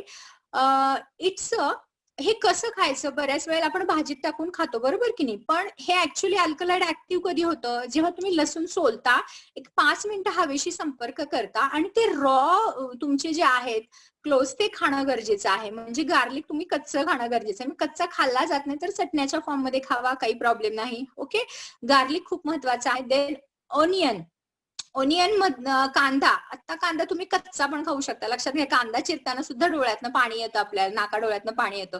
सो कोविडचा जो सोर्स आहे तो नाकातून आपल्या आतमध्ये जाण्याचा आहे आणि कांद्याचा जो आहे तो काय करतो, आपण आतून बाहेर आपले सिक्रिशन्स होत आहेत. म्हणजे कुठला व्हायरस असेल तर तो निघून जायला. इट्स अ प्रॅक्टिकल एक्झाम्पल मी सांगितलं तुम्हाला. सो कांदा तुम्ही तुमच्या जेवणामध्ये इन्क्लूड करू शकता. देन जिंजर, बरेच जण काढा घेत असतील, त्याच्यामध्ये आलं किंवा सुंठ, dry ginger is the sunth powder. Okay, जिंजरचा वापर तुम्ही करू शकता. आल्यामध्ये जिंजरॉल नावाचं जे आहे तत्व अल्कलॉइड, ते काय करतं, इम्युनिटी बिल्डअप करतं, प्लस अँटी इन्फ्लमेटरी रोल आहे. अँटी इन्फ्लमेटरी म्हणजे काय, तर सूज तुम्हाला येऊन देत नाही. मग सूज जिथं आता लंग्स मध्ये इन्फेक्शन झालं तर तिथे सूज येणार आहे, दॅट इज निमोनिया डेव्हलप होणार आहे. तर ती सूज येऊ नये ह्याच्यासाठी आपल्याला खूप महत्वाचं आहे की सूज अँटी इन्फ्लमेटरी वर्क करणार आहे, तर त्याचा रोल खूप महत्वाचा आहे. तर जिंजरॉल हा एक महत्वाचा आहे. देन टर्मेरिक जो आहे त्याच्यामध्ये कर्क्युमिन नावाचं आपल्याला अल्कलॉइड सापडतं. That is also anti inflammatory, antiseptic. आपण पाहतो आहोत की अँटीसेप्टिक रोल जो आहे आपल्याकडे पूर्वीपासून, जखम झाली की आपण दुसरं अँटीबायोटिक पूर्वी नव्हतं, तेव्हा पहिल्यांदा काय हळद लावली जायची. सो अँटीसेप्टिक पण काम खूप चांगल्यापैकी केलं जातं. अँटीव्हायरल, अँटीबॅक्टेरियल, अँटीफंगल अशा त्याच्या प्रॉपर्टीज आहेत. कर्क्युमिन हे खूप तत्व महत्वाचे. किती आपल्या हळद गेली पाहिजे पोटात, तर 2 टीस्पून पर डे एवढा त्याचा डोस आहे. Then next is a green tea. Green tea ह्याचा रोल पण खूप महत्वाचा आहे, ज्याच्यामध्ये ECCG हे खूप नावाचं जे अल्कलॉइड आहे ते खूप महत्वाचं अल्कलॉइड आहे आणि तेच तुम्हाला इम्युनिटी बुस्टरसाठी काम करतो. ब्लॅक टी मध्ये ते निघून जातं, पण ग्रीन टी जे आहे तर त्याचा इन्क्लूड तुम्ही करू शकता. म्हणजे जंक फूड काय अवॉइड करायचं हे पण खूप महत्वाचं आहे. जंक फूड अवॉइड करून तुम्ही तुमच्या जेवणामध्ये ग्रीन टी ठेवू शकता. Okay, next is a phytochemicals, that is a biological active components of plants. Plants मधले जे काही बायोलॉजिकल कॉम्पोनंट्स आहेत त्याचा खूप रोल महत्वाचा आहे. जेव्हा आपण काही खात असतो प्लांट सोर्स मधनं, म्हणून मग आपल्याला व्हेजिटेरियन डाएट हा रिकमेंड केलेला आहे कोविडच्या काळामध्ये. असं नाही की नॉनव्हेज खाऊ नये, पण अॅनिमल फूड कच्चं जर खाल्लं किंवा कमी शिजलेलं खाल्लं तर इन्फेक्शनचा होण्याचा धोका वाढू शकतो. याच्यासाठी आपल्याला अवॉइड करायला सांगितलंय, बरोबर. आता जेव्हा आपण phytochemicals, when we eat the plant, phytochemicals helps to our immune system to promote the health. हे खूप महत्वाचं आहे आणि प्लांट बेस्ड डाएट मध्ये हे मिळतं. Colour matters. तुमचे जेवढ्या वेगवेगळ्या रंगाचे भाज्या तुमच्या ताटामध्ये असतील तेवढी तुमची इम्युनिटी डेव्हलप व्हायला मदत होणार आहे. Multi coloured vegetables are included, that is multiple phytochemicals included. हा जवळजवळ असं म्हटलं जातं की भरपूर आहेत फायटोकेमिकल्स जे आपल्या बॉडीसाठी उपयोगी आहेत ते. हा जे फायटोकेमिकल्स खूप महत्वाचा पार्ट आहे. Phytochemicals found in food sources, not in the pills. लक्षात घ्या, फायटोकेमिकल्स पुढे गेलो आपण बरंचसं. फायटोकेमिकल्स जे आहेत, फायटोकेमिकल्सच्या स्लाइड वरती जाऊया. फायटोकेमिकल्स जे आहेत ते आपल्याला कुठल्याही गोळीमधनं घेता येत नाही, त्यामुळे त्याचा सोर्स जो आहे तो तुम्हाला फूड मधनं किंवा फूड इन्क्लूड करायला पाहिजे. हा खूप महत्वाचा आहे. ओके, नेक्स्ट इज द, आता आपण हे सगळं डाएट मधलं खूप महत्वाचं पार्ट बघितला, ज्याच्यामध्ये तुमची जेवणामध्ये आपण बघितलं काय काय खावं ते, बरोबर. पण एक महत्वाची गोष्ट आहे की काय खाऊ नये ज्याने इम्युनिटी डिप्राईव्ह पण होती. हे खूप महत्वाचं आहे. जर ज्याच्यामध्ये खूप महत्वाचा पार्ट येतो की जंक फूड म्हणजे खूप तळलेले पदार्थ आहेत, खूप दिवसांसाठी प्रिझर्वेटिव्ह घातलेले काही पदार्थ आहेत, तर ते इम्युनिटी डिप्राय करतात. फॉर एक्झाम्पल आपण बघा, लक्षात घ्या, पॅकेज फूड जे काही असतं, पॅकेटमध्ये जे काही आपण आणतो, लक्षात घ्या ते टिकवण्यासाठी काहीतरी त्याच्यामध्ये प्रिझर्वेटिव्ह घातलेत, बरोबर की नाही. तर ते आपल्याला आपली इम्युनिटी सिस्टीम डिस्ट्रॉय करायला मदत करतात. म्हणून आपल्याला ताजं अन्न खाणं गरजेचं आहे, नाही की पॅकेज फूड. ओके, हे खूप महत्वाचा पॉइंट आहे की ज्याच्यामध्ये जंक फूड मध्ये सगळं रेडीमेड फूड. आता आपण लॉकडाऊनच्या पिरियडमध्ये हॉटेल सगळी बंद होती, सो बाहेरचं हॉटेलिंग फूड तर काही अवॉइड केलं होतं, ज्याच्यामध्ये कधी केमिकल्सचा वापर म्हणजे काय, आर्टिफिशियल कलर्स वापरलेले असतात, प्रिझर्वेटिव्ह वापरलेले असतात किंवा फ्लेवनायझिंग एजंट्स वापरले, ज्याचा स्वाद तुम्हाला चांगला वाटावा म्हणून काही फ्लेवनायझिंग एजंट्स असतात किंवा स्टॅबिलायझर्स असतात त्याच्यामध्ये. हे खूप महत्वाचं आहे. त्यामुळं हे खूप महत्वाचं. बियाज कोणी प्रश्न विचारला, आपण नंतर घेऊया, सगळ्यात सेशन झाला की आपण त्याच्यावरती बोलूयात. ह्या ज्या गोष्टी आहेत ज्याच्यामध्ये तुम्हाला तुमच्या इम्युनिटी डिप्राय करायला मदत करतात, म्हणून जंक फूड अवॉइड करा, ताजं जेवण घ्या. ताजं जेवण घेणं खूप महत्वाचं आहे. तर हे खूप महत्वाचं आहे. तर हा पार्ट खूप बघणं गरजेचं आहे. ओके, आता आपण नेक्स्ट पार्ट मध्ये जाणार आहोत. फायटोकेमिकल्स. नेक्स्ट स्लाइड घ्या. Smoking and consumption of alcohol. हे सांगण्याची गरज आहे कारण का smoking affects the lung capacity. अर्थातच जो कोविड होतोय तो आपल्याला सगळ्यांना माहिती आहे की फिजिकल ऍक्टिव्हिटी अगोदर आहे, त्याच्या अगोदर मी स्मोकिंगचा कव्हर करते. Smoking affects the lung capacity and reduces the oxygen Uptake. आता आपण ह्या काळामध्ये, कोविडच्या काळामध्ये ऑक्सिजनचं महत्व खूप जाणतोय. लक्षात घ्या, आजकाल हॉस्पिटलमध्ये बेड शिल्लक नाहीयेत, ऑक्सिजन पेशंटला मिळत नाही, त्यामुळे त्यांचा मृत्यू होतोय. लक्षात घ्या ऑक्सिजनचं महत्व. आणि आपण आपल्या बॉडीमध्ये आपण काय टॉक्झिन्स घालतोय, सो फ्री रॅडिकल्स तयार होतात, बॉडीची इम्युनिटी अजून आपण डिप्राय करतोय, इन्फ्लमेशन क्रिएट करतोय. सो स्मोकिंग करणाऱ्या पेशंटला त्रास होतोय, पण त्याच्या आजूबाजूची जी लोक आहेत, दॅट इज पॅसिव्ह स्मोकिंग म्हटलं जातं, त्यांनाही तो त्रास लंगसाठी अफेक्ट करणार आहे. म्हणून हा पार्ट खूप महत्वाचा आहे. त्याचबरोबर कन्झम्पशन ऑफ अल्कोहोल. बऱ्याच वेळेला काय होतं, अल्कोहोल घेतलं जात आहे तर त्याच्यामुळे सुद्धा तुमच्या लिव्हर फंक्शनिंग इंटरफेअर होतं, त्याच्यामध्ये ग्लुकोज मेटाबॉलिझम इंटरफेअर होतं. सो बॉडी अफेक्ट करते, इम्युनिटी तुमची डिप्राय होती. ह्या महत्वाच्या गोष्टी आहेत, तो खूप महत्वाचा पार्ट आहे. म्हणून मग हे जे ऍडिक्शन्स आहेत तर ती अवॉइड करणं खूप गरजेचं आहे. मग ह्याला पर्याय म्हणून आपल्याला काय करायचंय, तर मागची स्लाइड घ्या, दॅट इज फिजिकल ऍक्टिव्हिटी. मग आपल्याला ह्याच्यामध्ये मागची स्लाइड घ्या. फिजिकल ऍक्टिव्हिटी खूप महत्वाची आहे, जी हेल्प्स आवर बूस्ट इम्युनिटी सिस्टीम.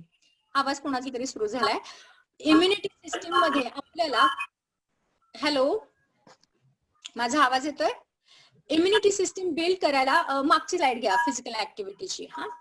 ह्याच्यामध्ये काय होतं, physical activity increase your oxygen uptake and help in cell repair. जेव्हा तुम्ही कुठलाही एक्सरसाइज करता, फिजिकल ऍक्टिव्हिटी करता, तर फिजिकल ऍक्टिव्हिटी म्हणजे काय, वॉकिंग असेल, रनिंग असेल, जम्पिंग असेल, त्याचबरोबर तुम्ही क्लाइम्बिंग करत असाल, डोंगर चढत असाल, व्हॉट एव्हर योगासनच करत असाल, कुठलाही फिजिकल ऍक्टिव्हिटी हा मॉड्यूल खूप महत्वाचा आहे जो इम्युनिटी बिल्डअप करतो. सो इम्युनिटी बिल्डअप करण्यासाठी आपल्याला फिजिकल ऍक्टिव्हिटीसाठी 1 तास रोजचा हा काढलाच पाहिजे, हे लक्षात घ्या.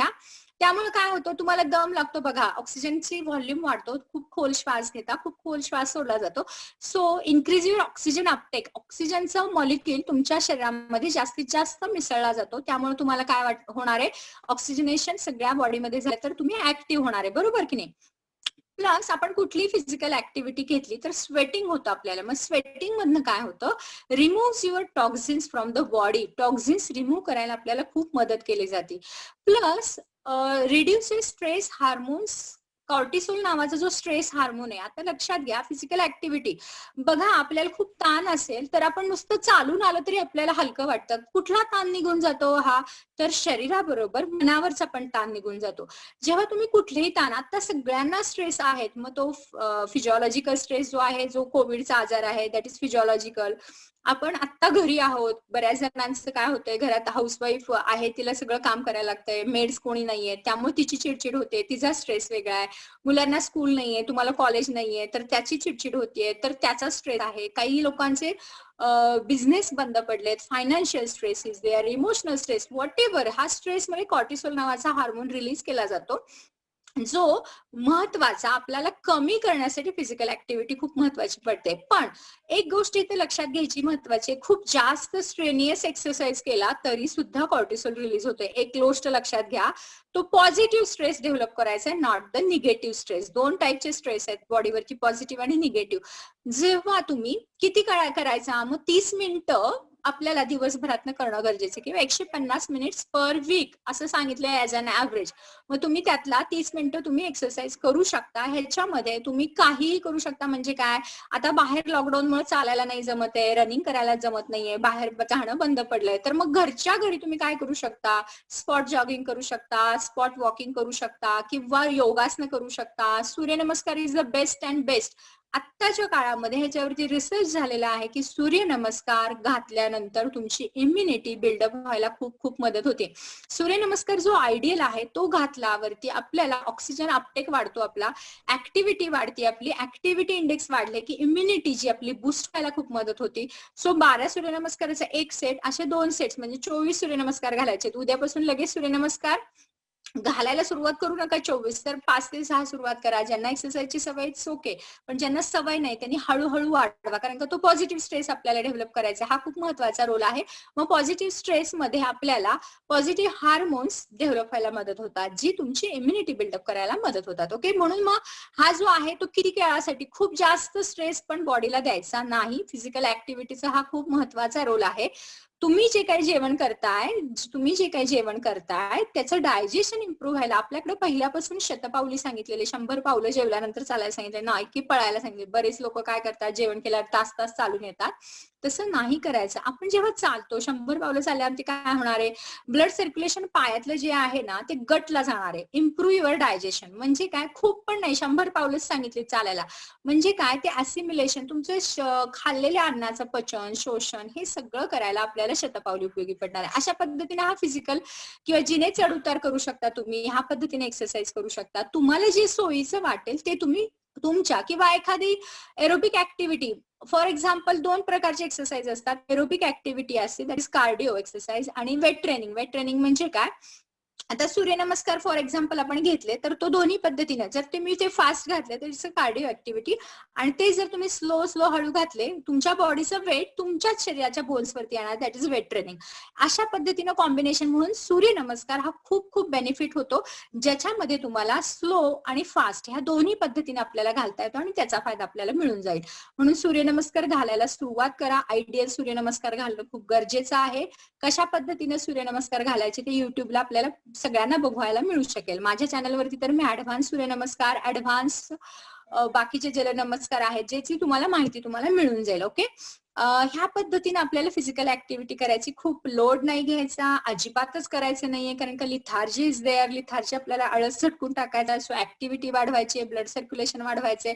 ब्लड सर्क्युलेशन मूव्ह झाले की टॉक्झिन्स रिमूव्ह होणार आहेत बॉडीतला, हा फायदा तुम्हाला मिळणार आहे. इम्युनिटी डेव्हलप होणार आहे, म्हणजे तुमची बोन स्ट्रॉंग होणार आहेत, मसल स्ट्रेंथनिंग वाढणार. हे फायदे तुम्हाला अजून फिजिकल ऍक्टिव्हिटीचे मिळतील, पण टू द इम्युनिटी पर्पज आपल्याला खूप महत्वाचं आहे. Okay, now next slide is the sleep.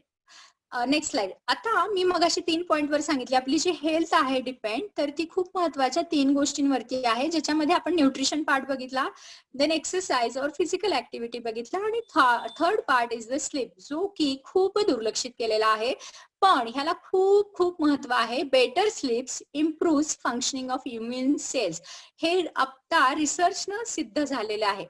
तुम्हाला बघा, चांगली झोप नाही झाली रात्रीची तर सकाळी फ्रेश वाटतं का हो? अजिबात नाही वाटत. तर त्याच्यामध्ये काय होतात, जर तुमची झोप व्यवस्थित नाही झाली तर स्ट्रेस हार्मोन्स तयार होत असतात, जे निगेटिव्ह हार्मोन्स आहेत, जे इम्युनिटी डिप्राय करणार आहेत. जर तुमची शांत, छान, गाढ झोप झाली, साऊंड गुड क्वालिटी स्लीप झाली, तर तुमचे स्ट्रेस हार्मोन्स कमी होतात आणि बॉडीमध्ये, ब्रेनमध्ये पॉझिटिव्ह हार्मोन्स तयार होतात. ऑक्सिटोसिन असेल, सिरोटोनिन असेल, ह्या पद्धतीचे जे हार्मोन्स तयार करणार आहेत ते तुम्हाला इम्युनिटी बिल्डअप साठी महत्वाची मदत करणार आहेत. सो झोप खूप महत्वाची आहे. 6 ते 8 तासाची good quality sleep is necessary, म्हणजे 6 ते 8 तासाची झोप तुमची असली पाहिजे. आता बऱ्याच जणांना झोप येत नाही, त्यांच्यासाठी एक योगिक क्रिया आहे, दॅट इज योगिक स्लीप, त्याला योग निद्रा असं म्हटलं जातं. योग निद्रा इज द कॉन्शियस स्लीप. हा, आपण जेव्हा झोपेत असतो तेव्हा आपला काय असतो, कॉन्शियस जागा नसतो. आपल्याला कळतं का हो, आपले डोळे मिटलेले असतात, आपले हे पंचज्ञानेंद्रिय सगळे मिटलेले असतात, कान ओपन असतात, पण आपल्याला आवाज नाही ऐकू येत आहे. हा, पण डीप स्लीप मध्ये गेल्यानंतर आपल्याला काही कळत नाही. पण योग निद्रा अशी गोष्ट आहे की ज्याच्यामध्ये तुम्हाला कॉन्शियस स्लीप असते, म्हणजे ह्याच्यामध्ये आम्ही सूचना दिलेल्या असतात आणि त्याच्यामध्ये आपला ताण काढला जातो. हे ताण काढण्याचे टेक्निक आहे, जसं शवासन आहे, मकरासन आहे, ह्या शिथिलीकरणाच्या क्रिया आहेत, म्हणजे स्ट्रेस काढण्याच्या ज्या क्रिया आहेत, ज्या योगामध्ये सांगितलेल्या आहेत. आणि त्याच्या पुढची ऍडव्हान्स स्टेप आहे, दॅट इज योग निद्रा. योग निद्रा तुम्हाला माझ्या चॅनलवरती पाहायला मिळेल. योग निद्रेचं मी आत्ताच्या खास काळासाठी योग निद्रा काढली, ते करोना किंवा ताणतणावाच्या मुक्तीसाठी काढलेली आहे. मुलांसाठीची वेगळी योग निद्रा आहे, आणि आत्ताच्या ह्या स्ट्रेसफुल कंडिशन मध्ये योग निद्रेचा काय उपयोग आहे, त्याचे काय फायदे आहेत, मुलांसाठी तर अतिशय अतिशय उपयोगी आहे. तुमची कॉग्निटिव्ह पॉवर वाढती, ॲबिलिटी म्हणजे तुमच्या ब्रेनची कपॅसिटी वाढणार आहे. पण स्ट्रेस रिलीज करण्यासाठी आपल्याला खूप महत्वाचं आहे तुमचं मन शांत असेल, स्लीप झोप व्यवस्थित झाली तर सायकोसोमॅटिक डिसऑर्डर्स डेव्हलप होत नाहीत, जे आता डायबिटीस असेल, ब्लड प्रेशर असेल, मायग्रेन असेल, म्हणजे जे काही स्ट्रेस इंड्युस्ड आहेत ते कमी करायला रात्री तुम्ही नुसतं योगनिद्रा लावायची, त्याच्यामध्ये काहीही तुम्हाला करायचं नसतं. योगनिद्रा ही कुठल्या वेळेला घेतली जाते, पण रात्री जर झोप येत नसेल, इन्सोमनिया किंवा निद्रानाशाचा जर आजार असेल तर योगनिद्रा लावायची आणि ऐकायची आणि त्याच्यातच तुम्ही झोपी गेला तरी सुद्धा चालू शकता. हा स्लीप टेक्निक्स खूप महत्वाच्या आहेत ज्याच्यामध्ये तुमची इम्युनिटी डेव्हलप व्हायला आपल्याला मदत होते. ओके, ह्या पद्धतीने आपण कव्हर केलेलं आहे. जर कोणाला क्वेरीज असतील तर ते आपण बघूयात. मी पहिल्यांदा आभार मानते, तुम्ही मला इथं बोलण्याची संधी दिली आणि बरेच जण कॉन्शियसली आणि ऐकत होता, त्याबद्दल थँक्यू. जर कोणाला क्वेरी असेल तर विचारा, म्हणजे मग आपण ते हे करूया, रूल आउट करूया. मगाशी कोणीतरी बीन्सचं विचारलं होतं. बीन्सचा रोल खूप महत्वाचा आहे. प्रोटीन सोर्स तर मिळणारच आहेत आपल्याला त्याच्यामध्ये, तर तो सोर्स तुम्हाला म्हणजे रोजच्या ह्याच्या स्प्राउट्स मगाशी सांगायचं राहून गेलं. मोड आलेली कडधान्य तुमच्या जेवणामध्ये प्रोटीन्स मध्ये इन्क्लूड करू शकता, ज्याच्यामध्ये तुम्हाला खूप छानपैकी प्रोटीनचा सोर्स म्हणजे आता काय होतं, आपण एक्झाम्पल आपण आता डाएट सॅम्पल चार्ट बघूया. सकाळी उठल्यानंतर तुम्हाला आता काढा दिलेला आहे, त्याच्यात हळद घालून तुम्ही घेऊ शकता, ह्याच्यामध्ये हळद घालून घेऊ शकता. हे खूप महत्वाचे, ज्याच्यामध्ये इम्युनिटी बिल्डअप करण्यासाठी तुम्हाला दिवसाची सुरुवात तुम्ही करू शकता.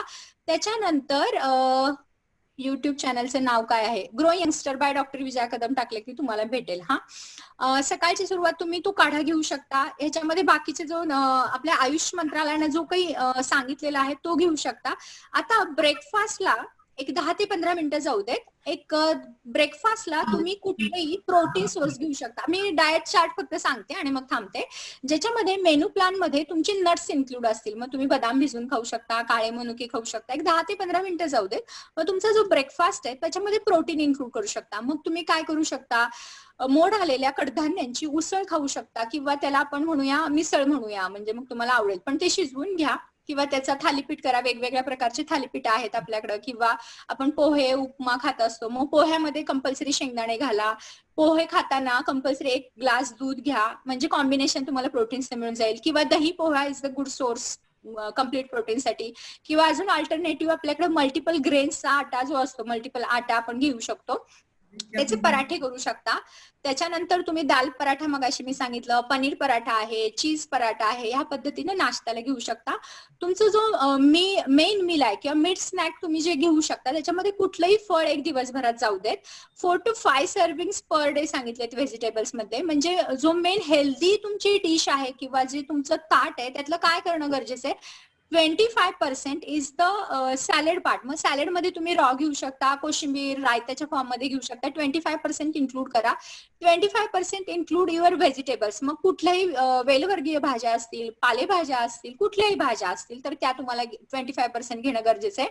25% vegetables, 25% fibres, 25% is the carbs, म्हणजे जे आपण लहानपणापासून खात आलेलो आहोत, जो की भात आहे, पोळी आहे, भाकरी आहे. हा, ह्या पद्धतीने आपल्याला 25 घेणं गरजेचं आहे. आणि 25% फॉर द प्रोटीन्स. मग त्याच्यामध्ये आपली डाळ, रोजच्या जेवणामध्ये ताटामध्ये डाळ असेल, किंवा मोड आलेल्या कडधान्याची उसळ असेल, पनीर असेल, ताक असेल, दह्याची वाटी असेल, ह्या कॉम्बिनेशन मध्ये जे नॉनव्हेज खाणार आहेत त्यांच्या नॉनव्हेज सोर्स मधनं तुम्हाला प्रोटीन्स मिळूनच जाणार आहेत. पण व्हेज सोर्स साठीची ही थाळी ज्याच्यामध्ये तुम्हाला सगळं कम्प्लीट मिळून जाईल. आणि दिवसामध्ये फक्त फळ जे असं आहे की जेवल्यानंतर खाऊ नका, फळ ज्यूसच्या फॉर्म मध्ये खाऊ नका, सेपरेट एंटिटी खावा, जी तुम्हाला खूप महत्वाचं फायदेशीर राहील. या पद्धतीने कॉम्बिनेशन खूप घेणं गरजेचं आहे. मग रात्रीचं डिनरच्या अगोदर सुद्धा तुम्ही संध्याकाळी 5 वाजता इथं जंक फूड खाण्याची इच्छा होती बऱ्याच जणांना, इथं ग्रीन टी घेऊ शकता तुम्ही, किंवा एखादं फळ घेऊ शकता, लिंबू सरबत घेऊ शकता, आवळा सरबत घेऊ शकता. पुन्हा व्हिटॅमिन सी तुम्हाला मिळून जाणार आहे. आणि संध्याकाळचे जेवण खूप महत्वाचा पार्ट आहे. संध्याकाळचं जेवण जे आहे तुमचं ते रात्री झोपण्याच्या अगोदर 3 तास व्हायला पाहिजे, म्हणजे 8च्या आधी व्हायला पाहिजे. कारण मी झोप तुम्हाला 8 तासाची जर सांगितलं तर ते 10 वाजता तुम्ही झोपणं गरजेचं आहे. सकाळी 6 वाजता जर तुम्ही उठणार तर 8 तासाची झोप झाली पाहिजे. म्हणजे जेवण तुमच्या 8च्या आधी व्हायला पाहिजे, ज्याच्यामध्ये मगाशी मी तुम्हाला हेल्दी चार्ट जो सांगितला तो इन्क्लूड करा. रात्रीच्या जेवणामध्ये पालेभाज्या, तुम्हाला वेगवेगळ्या प्रकारच्या चटण्या, ऑइल सीड्सचा इन्क्लूड करू शकता, ज्याच्यामध्ये तुम्ही चटण्या, कारळ्याची चटणी, तिळाची चटणी, जवसाची चटणी, अजून त्याच्यामध्ये प्रोटीनचा सोर्स तुम्ही ऍड केला, किंवा कुठलीही पालेभाजी करताना डाळ घाला. पीठ पेरून भाजी आपल्याकडे केली जाते, ताकातली पीठ पेरून भाजी केली जाते. लक्षात घ्या, हे कॉम्बिनेशन खूप छानपैकी आहेत. तर हे सोर्सेस, किंवा डाळमध्ये तुमचं पिठलं येऊ शकतं, सांडगा येऊ शकतो, घुट येऊ शकतं, हे सगळे डाळीचे सोर्सेस आहेत जे कॉम्बिनेशन मध्ये घेणं तुम्हाला खूप गरजेचं आहे. ह्या पद्धतीने इन्क्लूड करू शकता. जे नॉन व्हेजिटेरियन आहेत ते एग करी घेऊ शकता, फिश करी घेऊ शकता, चिकन करी घेऊ शकता. फक्त ते अन्न शिजवलेलं व्यवस्थित पाहिजे, ह्या गोष्टीचं महत्वाचं आहे. तर ह्या कॉम्बिनेशन मध्ये आपल्या जो डाएट चार्ट आहे तर तो खूप घेणं गरजेचं व्यवस्थित आहे. आणि रात्रीची झोप. आता चौथा पार्ट जो आहे, आता मी चौथा अजून हे 3 पार्ट सांगितले, पण nowadays breathing exercise is very important. Breathing exercise म्हणजे श्वसनाचे काही व्यायाम प्रकार आहेत, ज्याच्यामध्ये तुम्हाला प्राणायाम इन्क्लूड आहे, कपालभाती शुद्धी क्रिया आहे, प्लस जलश्वसनचे काही प्रकार आहेत, हे सुद्धा तुम्ही इन्क्लूड करू शकता. माझ्या युट्यूब चॅनलला तुम्हाला हे पाहायला मिळतील. प्राणायाम सेशन, कपालभाती आहे, पुन्हा प्राणायामाची पूर्वतयारी म्हणजे ज्याच्यामध्ये दीर्घ श्वसन आहे, जलश्वसन आहे, जे ब्रिदिंग एक्सरसाइज मध्ये येतात. तर त्याचा फायदा तुम्हाला नक्की नक्की होऊन जाईल. व्हिजिट करा, म्हणजे तुमच्या लक्षात येऊन जाईल. त्याचे टेक्निक्स आहेत ते प्रॉपर व्यवस्थित सायंटिफिक शिकून घ्या, म्हणजे मग तुम्हाला काही अडचण येणार नाही. Okay, thank you so much. हा, आता तुम्हाला कोणाला क्वेरीज असतील तर विचारा, म्हणजे मग आपलं सेशन कम्प्लीट होईल.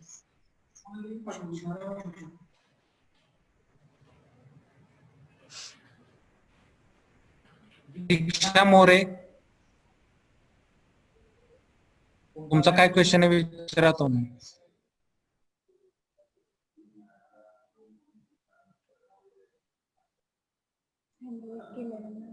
मी हँड रेज केलाय ना, तुम्हाला अनम्यूट केलंय.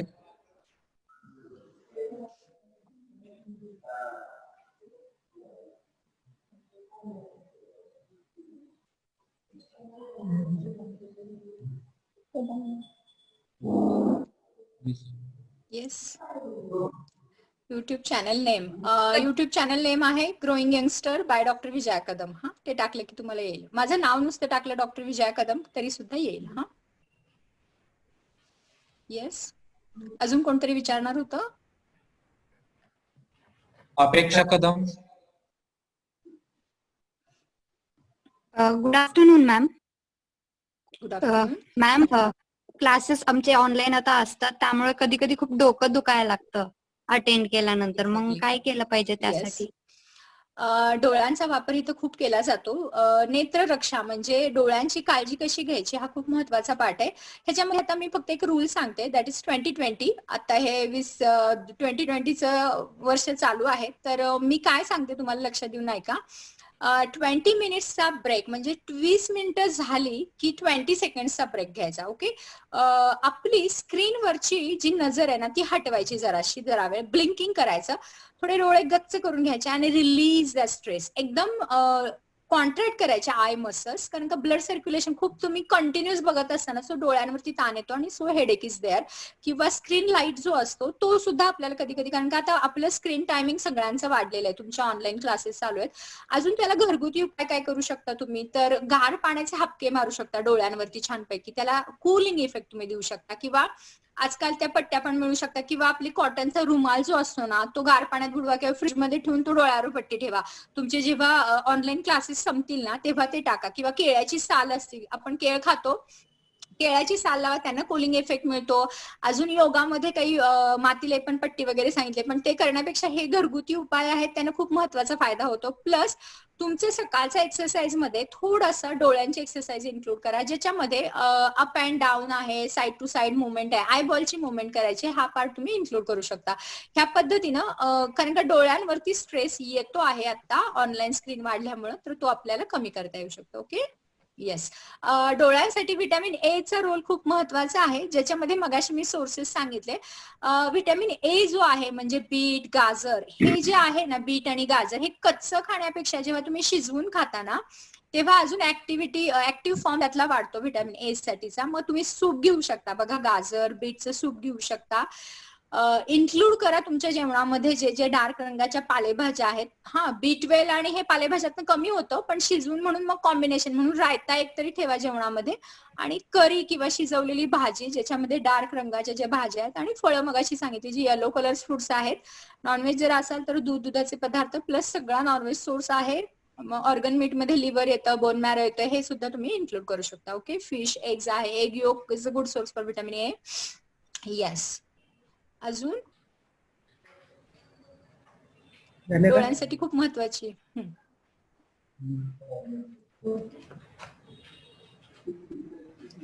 अजून कुणाला काही शंका असेल तर विचारा. सत्यजित राजे Madik, is raw milk better than boiled milk? Actually raw milk म्हणजे काय की अर्ध्या तासाच्या आत प्यायला पाहिजे बरं का. मगाशी मी जर सांगितलं रॉ मिल्क खायला सांगितलं.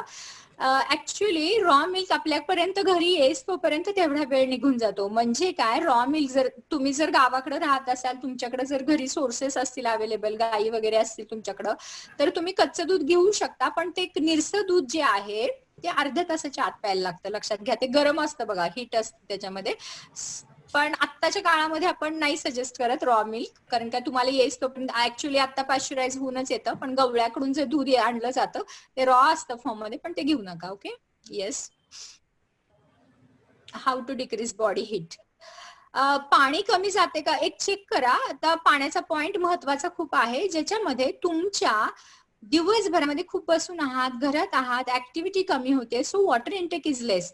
आपल्या ब्लड मधलं जे पाणी जे आहे ना ते मेंटेन करणं गरजेचं आहे. म्हणजे हायड्रेशन पार्ट खूप महत्वाचा आहे. तो पार्ट आपल्याला कुलिंग इफेक्ट देतो. आपल्या लक्षात घ्या, आपलं जे शरीर बनलं आहे ते 60 ते 70% पाण्यानं भरलंय, बरोबर की नाही? आपण ऍडव्हर्टाईज मध्ये पाहतो माधुरी दीक्षित इथपर्यंत 70% पाण्यानं भरलेली आपल्याला पाहता येते. आपला जो ब्रेन आहे ना तो 70% पाण्यानं भरलाय. सो डिहायड्रेशन ब्रेनला चालत नाही. का माहितीये का? कारण का जर तुमचं पाण्याची कमतरता झाली तर ब्रेनला तुम्हाला कधी तहान लागती, खूप पाण्याचं, लक्षात घ्या, पाणी कमी झालंय हे ब्रेन कधी कमी होऊन देत नाही बॉडी मधलं. मग रिसोर्स मधनं मग स्किन ड्राय पडायला लागती, घशाला कोरड पडायला लागती, मग तेव्हा कळतं की आपल्या शरीरातलं पाणी कमी झालंय. तिथपर्यंत वेळ यूज देऊ नका. म्हणजे काय, 3 ते 4 लिटर पाणी पिणं गरजेचं आहे.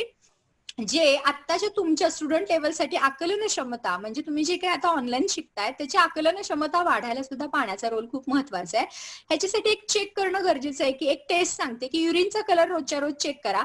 तो जो आहे तो वाळलेल्या गवतासारखा किंवा पांढरा शुभ्र जरी नसला तरी वाळलेल्या गवतासारखा येतोय का? तो जर डार्क रंग असेल तर वॉटर इंटेक इज लेस. ही तुम्हाला तुमची टेस्ट करण्यासाठी आहे की तुमचं पाणी कमी जातंय का. प्रत्येकाच्या बॉडी वेट प्रमाणे पाणी बदललं जातं. मग तुमचं वजन जसं असेल, म्हणजे साधारण ऍव्हरेज 60 किलो जर वजन असेल तर 3 लिटर पाणी गरजेचे, प्लस मायनस आपल्याला वाढवलं जातं. किंवा कंडिशन वाईज उन्हाळ्यामध्ये, पावसाळ्यात तहान लागत नाही बऱ्याच वेळा, सो पाणी पिलं जात नाही. सो आपण जाणीवपूर्वक पाण्याची बॉटल जवळ ठेवा. ऑनलाईन क्लासेस असतात तुमचे, किंवा तांब्या भांडर जवळ ठेवा की जेणेकरून आपला एक क्लास झाला की पाणी प्यायचं, म्हणजे मग ती आठवण राहील आणि बॉडी हीट कमी होऊ शकते. काही व्हिटॅमिन्स आहेत ज्याच्यामध्ये बी कॉम्प्लेक्सचा रोल खूप महत्वाचा जातो. मगाशी मी सांगितलं जे तुमचं ब्रेन फंक्शनिंग असेल किंवा आपले जे नर्व असतील, हा सेन्सेशन देणारे आहेत, तर ती हीट कमी करायला पण मदत करते. हा, काही फूड प्रोडक्ट्स आहेत ज्याच्यामध्ये तुम्ही सब्जाचं बी वापरू शकता, धने जिरे पावडर वापरू शकता. काही आयुर्वेदिक कन्सेप्ट प्रमाणे थंड शरीर करायला मदत होते. ओके. येस. अजून कोणीतरी प्रश्न विचारला होता मगाशी?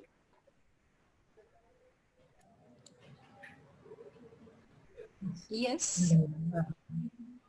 मगाशी मिस झाला माझ्याकडून. मगाशी मी डोळ्या ह्याचं सांगत होते, हिटचं सांगत होते. Okay, thank you. धन्यवाद मॅडम. खूप छान मार्गदर्शन केलं मॅडम. मॅडमनी दिलेली आहार विहार, त्याच्यानंतर लाईफस्टाईल, एक्सरसाइज याविषयी माहिती दिली. अगदी लहान मुलापासून ते वृद्धांपर्यंत अतिशय महत्वाची आहे. त्याचबरोबर आपल्या दैनंदिन जीवनामध्ये आणि या कोविडच्या काळामध्ये सुद्धा आपल्याला उपयोगी पडणारी आहे. तो थँक्यू मॅडम.